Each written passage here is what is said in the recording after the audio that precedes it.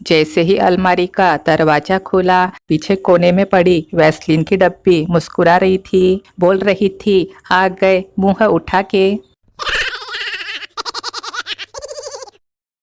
सत्संग में बाबा प्रवचन दे रहे थे कि जो तुम्हारे पास है यही रह जाएगा। ये सुनते ही मैंने पहले अपना पर्स संभाला, फिर बाहर जाके चप्पल।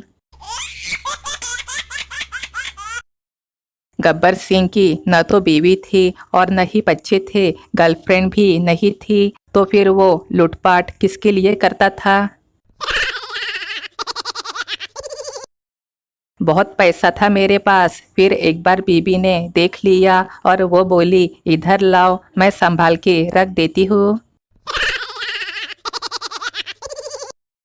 गली से आवाज आई, 100 रुपए में पूरा परिवार, जिंदगी भर बैठ के खाइए। बाहर निकल के देखा तो चटाई बेचने वाला था, इसलिए घोषणा और वादों से सावधान रहे और सोच समझ के वोट करें। पोपटलाल अपना सूट सिलवाने के लिए दर्जी के पास गया। दर्जी ने सूट का कपड़ा नापा और बोला, कपड़ा कम है। तो ये सुन पोपटलाल दूसरे दर्जी के पास चला गया। उसने नाप लेने के बाद कहा, आप 3 दिन बाद आइए और सूट ले जाइए। 3 दिन बाद पोपटलाल ने सूट लिया और पैसे दे ही रहा था कि दर्जी का 5 साल का लड़का वहां आ गया। उसने भी बिल्कुल उसी कपड़े का सूट पहन रखा था। ये देख पोपटलाल को थोड़ा अजीब लगा, पर उसे नजरअंदाज कर पोपटलाल पहले दर्जी के पास चला गया और उससे बोला कि तुम तो कहते थे कि कपड़ा कम है, लेकिन दूसरे दर्जी ने उसी कपड़े से न केवल मेरा बल्कि अपने लड़के का भी सूट बना लिया है। पहला दर्जी बोला, अरे भाई, उसका बेटा 5 साल का है और मेरा 12 साल का है, अब तू ही बता। तेरे सूट के बचे हुए कपड़े से मेरे बेटे का सूट पूरा सिल पाता क्या? ये सुन पोपटलाल बेहोश हो गया। 2 रुपए की तालियां उन लड़कों के लिए जो अपने ही दोस्त की गर्लफ्रेंड को पटा के सोचते हैं कि मुझे सच्चा प्यार मिल गया है। पिछले साल इसी दिन घर वालों ने शादी का झांसा देके मुझसे घर की साफ सफाई करवाई थी। सभी भारतीय लड़कों का दुख। बिना पानी की होली और बिना पटाखों की दिवाली मनाओ, ऐसा बोलने वालों को बिना सीट की साइकिल पर बैठा देना चाहिए। मुझे आज तक ये बात समझ में नहीं आई कि लड़कियों को रात में कौन सी मौसी का कॉल आ जाता है। दीपावली पर एक नया संदेश। दीपावली अपनी फुल छड़ी के साथ मनाए, किसी दूसरे के पटाखे के ऊपर नजर न डाले। सभी शादीशुदा भाइयों को समर्पित। शादी के बाद दुल्हन के विदाई का समय आ गया था। माहौल बहुत भावुक था। पिता ने अपनी दुल्हन बेटी के सर पे हाथ फेरा। दुल्हन ने अपने पिता के हाथ में कुछ सामान रखा। सब लोग आश्चर्य में आ गए, ये क्या, ये कैसा सामान? और बेटी पिता को कुछ देकर जा रही है, ये तो उल्टा रिवाज हो रहा है। पिता ने माहौल की गंभीरता को समझ लिया और उन्होंने सबके सामने अपने आंसू पोंछते हुए कहा, आप लोग चौंकिए मत, आज मैं बहुत खुश हूँ। आखिरकार आज मेरी बेटी मेरा क्रेडिट कार्ड और बैंक चेकबुक वापस लौटा रही है। सभी लोग जोर जोर से हंस पड़े, पर एक शख्स जो बिल्कुल खामोश खड़ा था वो था दूल्हा। बाकी समझदार को इशारा ही काफी है। आजकल स्कूल की ड्रेस के चक्कर में लड़ाई हो रही है और एक हम थे जो शादी की बारात में भी स्कूल की ड्रेस पहन के चले जाते थे। आज का सुविचार, भारतीय पति आलू की तरह होते हैं, किसी भी सब्जी में बराबर एडजस्ट हो जाते हैं। एप्पल फोन रखने वालों की जेब और सोने की चेन पहनने वालों की शर्ट का ऊपर वाला बटन कोई काम का नहीं रहता है। कॉपी पेस्ट करना सबसे पहले महिलाओं ने सीखा। निचले होठ पे लिपस्टिक लगा के पप पप करके ऊपर वाले होठों पे कॉपी पेस्ट कर लेती है। बहुत लोग बोलते हैं दाल में कुछ काला है, उनको बता दूं कि वो जला हुआ जीरा रहता है। पता नहीं लोग सुबह जल्दी उठ के पढ़ने कैसे बैठ जाते हैं, यहाँ तो 1-2 घंटे सिर्फ होश आने में लग जाते हैं।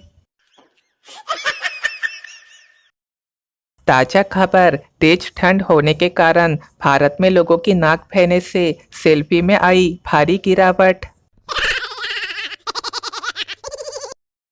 मास्टर जी ने कक्षा में स्टूडेंट से एक सवाल पूछा, तनाव किसे कहते हैं और उसकी परिभाषा विस्तार से बताओ। स्टूडेंट का सटीक जवाब आया, सर आपके मुंह में एक पानी पूरी है, आपके हाथ में एक पानी पूरी है और आपके प्लेट में एक और पानी पूरी तैयार रखी है तथा पानी पूरी वाले के हाथ में भी एक और पानी पूरी तैयार है और वो आपकी पानी पूरी खत्म होने के इंतजार में आपको देख रहा है। यदि आप इस तनाव को सही तरीके से संभाल सकते हैं, वो भी बिना पानी पूरी तोड़े, बिना मुंह और प्लेट से पानी छलकाए, तो आप जीवन में किसी भी प्रकार के तनाव को संभालने के लिए एक अच्छे इंसान साबित हो सकते हैं। ये जवाब सुन अब मास्टर ने स्कूल से अपना इस्तीफा दे दिया है और उन्होंने पढ़ाना छोड़ के पानी पूरी का ठेला डाल दिया है। कन्या का विवाह संपन्न हो गया।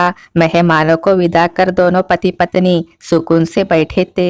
पति ने कहा, तुम्हें याद है दोनों बच्चियां जब छोटी थी तब हमारी लड़ाई होने पे तुम कहा करती थी कि इन बच्चियों के कारण ही पड़ी हूँ, वरना कब की छोड़ गई होती मैं तुम्हें। लड़के वाले, हमारा बेटा 5 दिन से दिवाली की सफाई कर रहा है, बस नहाकर आता ही होगा। लड़की उछलते हुए बोली, मुझे लड़का पसंद है। बारात में अंगूठी ढूंढने की उम्र है और मैं नौकरी ही ढूंढ रहा हूँ, एक पढ़े लिखे बेरोजगार की कलम से। साइंस, क्या आपको पता है कि पॉपकॉर्न को गरम तवे पे रखने पे क्यों उछलता है? नहीं पता? खुद बैठकर देख लीजिए, पूरा साइंस पता चल जाएगा। लड़का बोला, आई लव यू। लड़की, शक्ल देखी है? लड़का, अरे नहीं रे, इतनी भी खराब नहीं है तुम्हारी शक्ल। लड़की, बेहोश।